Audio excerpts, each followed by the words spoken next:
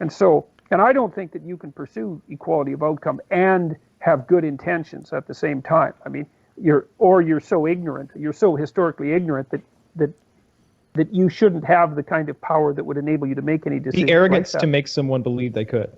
But or the ignorance. People who are pro-social justice, I might argue, have low disgust factors in their personality, right? They're open to these ideas.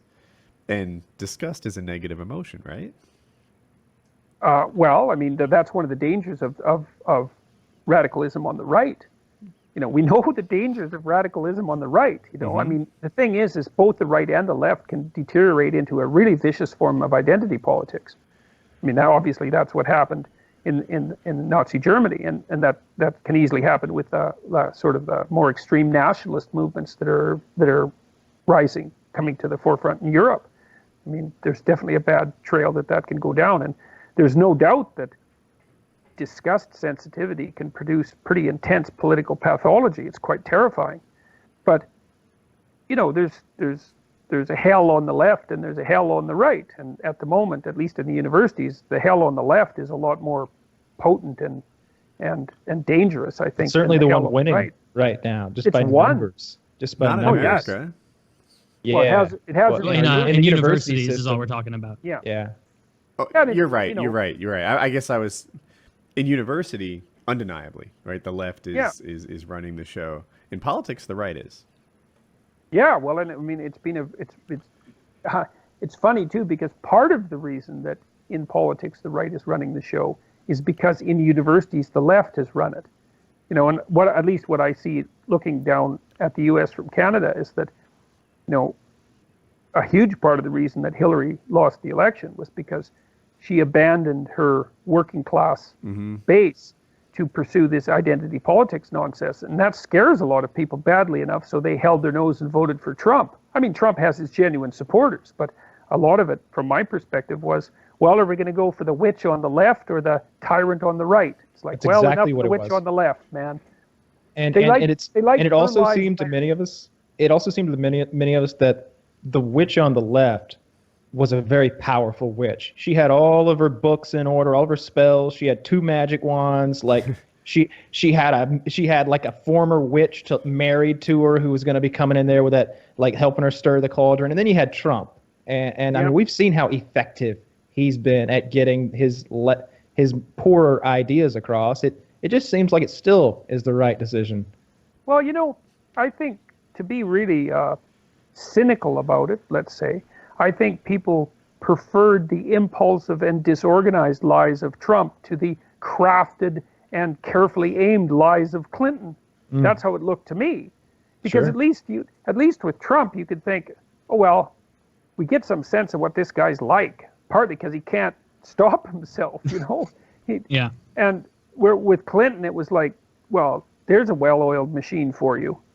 I didn't see it like so that. Power mad. I got a couple. One, just to be clear, people preferred Hillary. She got more votes, right? I know that because of the way the Electoral College works and stuff, Trump won. I'm not saying he didn't win. I'm just saying people voted for Hillary more. Just lay that out there. And I had a second point queued up.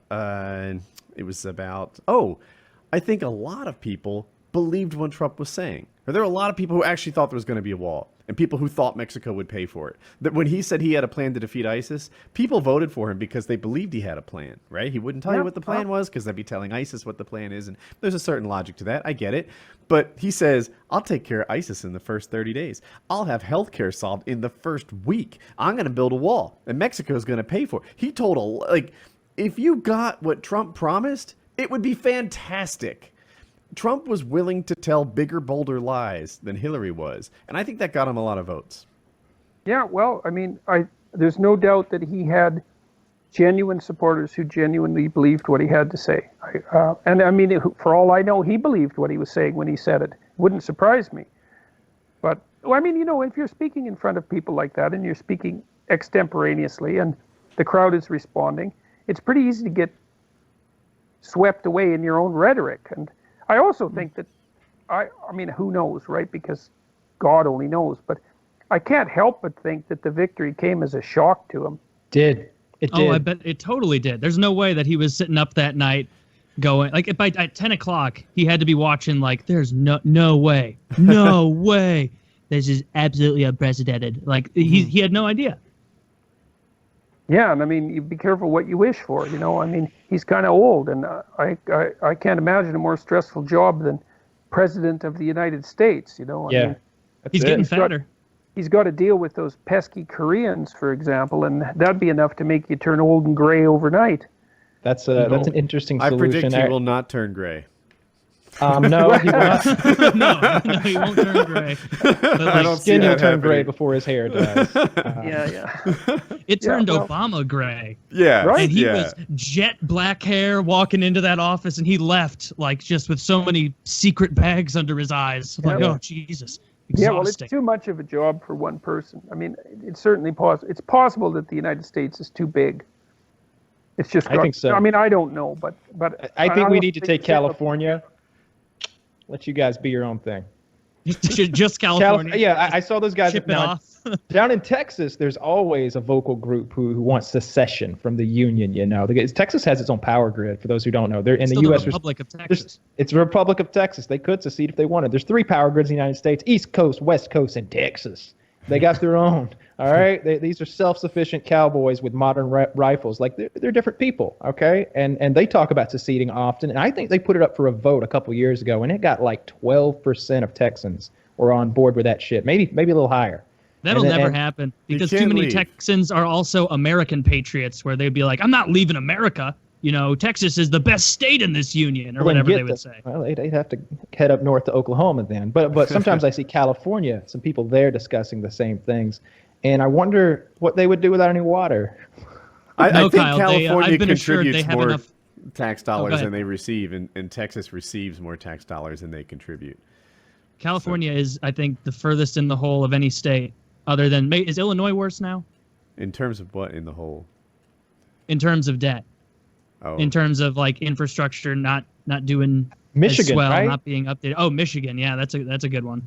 Yeah. Like what are they building in Michigan? I heard they're building farms in Detroit. Like farms. Detroit? Yeah. Snow beats. Yeah, sure. I'm not even kidding. Like where like a block of buildings has been demolished, and they're like, let's plant some wheat here or some whatever they're planting in Detroit. That's a real example of our failures. For Professor Peterson, I was watching, like, because of how much you've exploded and how many people you've influenced at this point, and you've made so many points on so many different topics. Is there one or maybe a couple things that people consistently misconstrue about your point of view or your message that's aggravating, and it's not a good representation of what you're trying to put out there? Well, I think we covered it to some degree with regards to the original videos, you know, because the initial presupposition was that what I was talking about had something to do with transgender rights. And that was a reasonable thing for people to assume because that was the issue that gave rise to everything. But it's not. It's not. And I think the misconstrual is, too, that in regard to that, and I've told a number of transgender people this who, when they've been, or transgender activists, when they've been confronting me, it's like, don't be so sure I'm your enemy. You know, the mere fact that you think that this legislation is going to be good for you and that you think that it's what you want doesn't mean that it's going to be good for you or that it is, in fact, what you want, what you deeply want. Now, you might say, who am I to, you know, question someone's opinion about what's good for them? But we do that all the time.